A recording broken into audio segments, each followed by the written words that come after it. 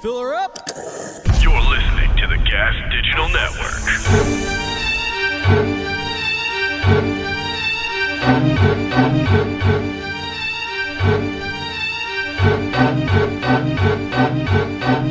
What's up? Commissioner Matt Maran here, Comedy Fight Club with the spirit animal Justin Lanza. Oh, hell yeah. Doing fighter profile videos, Comedy Fight Club 20, 8-person mega tournament. And right now we are going to talk about Robbie Goodwin. Oh, has it been 20 years already? Wow. Robbie Goodwin is facing Bobby Sheehan in the first round. Robbie's one of our best battlers. Started out doing the LA roast battles. Did Roast Masters at Comedy Fight Club now. He's one of the best roasters I've seen come through. Yeah, Robbie Goodwin is really a monster and can be mean when he has to. You know what I mean? Like, I still go back to that fight he had with the most handsome white boy we've ever seen, Davidson Boswell. Yes. And they had a great back and forth. They got a little catty. But I loved it, and they, they weren't afraid to shy away from the emotion, and I really, I learned that Robbie has emotions, and that was great. Robbie has too much emotions. I think the first YouTube video that went up of one of his battles, someone commented like, "How much cocaine is he on?" But it'll be interesting. Him versus Bobby Sheehan. It's going to be a fun matchup. I sat down with Robbie Goodwin, talked to him about the matchup and the tournament. I'm here with Robbie Goodwin in the Comedy Fight Club 20 tournament. How you doing, Robbie? It's good. I'm an attorney. I'm an attorney. You're an attorney. I'm an attorney. And you are facing, Bobby Sheehan works at a law firm. You're facing Bobby Sheehan. Does he actually work at a law firm? Yeah, he does. He does paperwork. He's not an attorney. Well, I object to that, okay? He's First joke. guilty of fucking... I don't know. I don't know him at all. You don't know Bobby at all? No. So he did I know Charlie Sheehan. Oh, Charlie Sheehan. Oh. The last time you were at Fight Club was against Isabel Hagen, and Bobby was filling in as our spirit animal. Oh, yeah, night. yeah. And I do remember... Oh, yeah, he said Robbie Bad Lose, which is what every open micer said. Every single open micer said my first year after they won. There's actually a guy who kept following me at open mics. Like, he just kept going right after me. Yeah. And I think it was to develop... And then he would always open with Robbie Goodwin, more like Robbie Bad Lose. It's like, are you developing this bit? Are you, like, picking to go... I remember there's a comic, Matt Marano, and he not purposely would go after me, but he would go up after me like my first couple years doing mics all the time. He would be after me at a mic, and he would open by saying, "I'm like Matt Marano," with a little extra "oh." Oh God, that's so horrible. That is horrible. I haven't seen him in years. I like him. I'm saying that. Yeah. Can I stop doing open mics, please? Yeah. I'm so done with them. But I do. Bobby did tell me he loved your battle with Isabel, and he said Robbie's so funny and handsome, and now I'm gonna put him against you to roast him. I'll take it easy on Isabel. She's still hungover from celebrating the end of Black History Month. Isabel, you always look upset. What happened? Did your cleaning lady look you in the eye?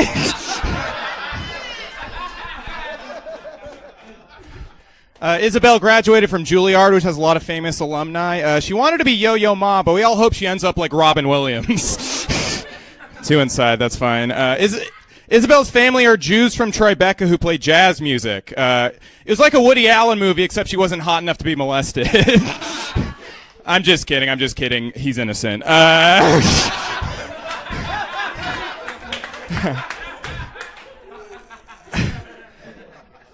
Isabel didn't have a lot of friends growing up. That's shocking. Who wouldn't want to go over to the house of a bunch of Jews playing jazz music? Goddamn, fuck your family. Bill Cosby intro, Woody Allen defense. I like it.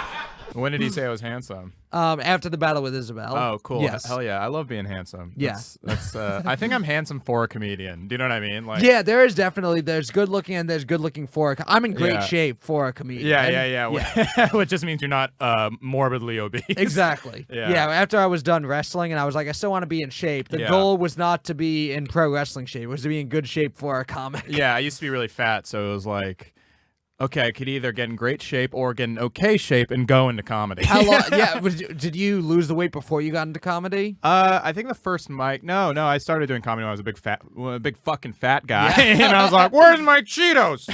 Where's my Cheetos?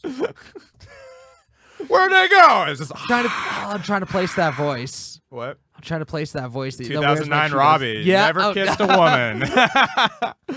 Had you been with the girl before you lost the weight? I got down to regular fat, and because I was like morbidly obese, and then I got down to regular fat, and then I kissed a girl. And you know, look, when you're just regular fat, you clean up. Yeah.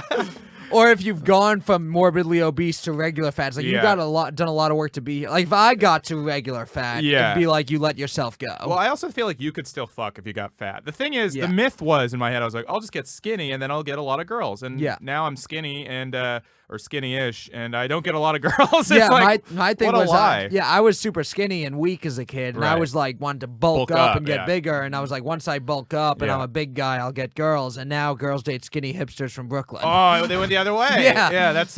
I was thinking about that because, like, in the '80s, like the thing was like, you fucking nerd with little skinny, you know. But now that's like, 2008 Matt was like 10 by Brooklyn standards today. Yeah, Pete Davidson, man. Like, he's fucking Kate, the ultimate 2008 woman, Kate Beckinsale. Yes. Crazy, but So, and what year were you born in? 1991. 1991. Okay, so 2009. 6'1", 1991. I'll give you all the details. Social security number. Yeah. But yeah, Bobby Sheehan also has body issues. I'm sure he's true? He's 5'6" and ginger. Oh, how could he not? If I lose to this guy, I'm gonna be so fucking pissed. I can't lose to a short ginger. I'll lose to Isabel because she's a woman. But not a short man who's with red hair. Yeah, that's indignity. I don't even know what. None of that made sense. Indignity. It's indignity. A combination of indignant and dignity. It's indignity. My strategy is to become a Southern lawyer. Yeah. Now, ladies and gentlemen of the Fight Club. I'm just Cosby too. Yes, ladies and gentlemen of the Fight Club. Southern lawyer became Let's Bill not Cosby. Suffer this indignity with the jokes and the ginger and the Instead of Gone with the Wind, Gone with the comedy career. I want to get this podcast canceled. That's why I'm on. I'm just derailing this just to get it canceled. I do enjoy your walkout music for Comedy Fight Club. Oh, yeah. It's Bill Cosby's version of Sgt. Pepper's Lonely Hearts Club Band. Unfortunately, it just played the first part, so it just sounded like I walked out to Sgt. Pepper's. Yeah. But if you get to the part, I should have told you, it's like 40 seconds in. It's like, because it sounds very nice, Sgt. Pepper's, and it just goes, it was 20 years ago today. Sgt. Pepper's told the band to play, and it's like he's not singing; he's just he's yelling like it's a act. My favorite, so the walkout music, like it's fun doing it. It's tough for us to get in the middle while we're playing it live. Yeah. But we can. I do want people to walk out to the music more. A lot of people, I say their name and then they just walk out. Yeah. And some people, they let the music play a little. I do like the idea of like in fights sometimes people use their music as like setting the tone or an intimidation factor. So I really like that you have Bill Cosby singing Sgt. Pepper facing a female opponent. Oh, even more intimidating. Yeah, that'd be great if that was your thing. Every battle you came out with a new different song. rapist. Yeah. It's just Harvey Weinstein rapping next time. My name's Harvey Weinstein. I'm here to say I love to rape in a Hollywood way. I can't wait to get this podcast canceled. I love doing Harvey. Weinstein rap. I'm Harvey Weinstein, and I love to rape. And the name of the album is Harvey Weinstein Rap, and there's an E at the end that's just crossed out. Natural born rapist. Robbie Goodwin, I'm excited to have you in this tournament. Could be in the main event at Skankfest Comedy Fight Club for the Comedy Fight Club Championship. Yeah, it would be nice to know if I'm booked at Skankfest or not. If you win this tournament, you are booked at Skankfest. That's nice, yeah. Thank you for being here. I'm excited for the tournament. How you feeling going into the tournament? It feels good, man. I'm fucking. I had a green tea just now. I'm fucking ready to go, man. I know it's not for like a few more weeks, but fucking Bobby Sheehan. You know what? I'm Robbie. He's Bobby. Fuck a Bobby. Traitor to the R at the beginning. Robbie Goodwin and his green tea. Ready for Comedy Fight Club 20. Yeah, they spell Robbie with a hard R. Yeah. Hello. So it's going to be Robbie Goodwin and Comedy Fight Club 20 versus Bobby Sheehan. That's going to be a fun matchup. Bobby is very silly, I think is a good way to describe his roasting style. Yeah. And Robbie's silly also. I think it's going to be a silly battle. It's going to be silly, but Bobby definitely has more of a penchant for openness and using the crowd and leading the crowd. I think that's one of his favorite things to do. And I think he's, I really can't. Every time Bobby gets on stage, I get excited. Yes. Because he always turns to the crowd, and you can always just, even before he starts talking, you start to feel like, all right, what's this guy up to? Yeah. What's he doing? Where are we going with this? Where are we going with this? And Robbie is great in moments like that, being able to say something off the top of his head to get the crowd on his side. That's going to be real interesting to see which way the crowd ends up leaning, with the sweet boy Bobby or with Robbie's sick riffs. Yes. Yeah.